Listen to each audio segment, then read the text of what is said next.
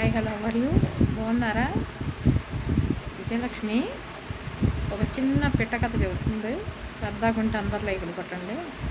అనగనగంట ఇద్దరు అన్నదమ్ములు ఉన్నారంట.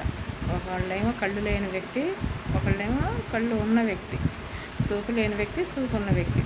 వాళ్ళిద్దరికి కమల పిల్లల్ని, ఒకేలా ఉండే కమల పిల్లల్ని ఇచ్చి పెళ్లి చేశారంట. పెళ్లి చేస్తే ఈ కళ్ళు ఉన్న వ్యక్తి ఏమో వాళ్ళిద్దరూ మంచి అందగత్తెలంట. కళ్ళున్న వ్యక్తి ఏమో భార్య ఎంత సేవలు చేసినా ఏంటి భార్యని ఏదో ఒక రకంగా టార్చర్ చేస్తూ తిడతా ఉంటాడంట. కళ్ళు లేని వ్యక్తి భార్య సేవలను మెచ్చుకొని పొగుడుతూ ఉంటాడంట. దేవత అని మెచ్చుకుంటా ఎప్పుడు పొగడలేనంట కళ్ళు లేని వ్యక్తి.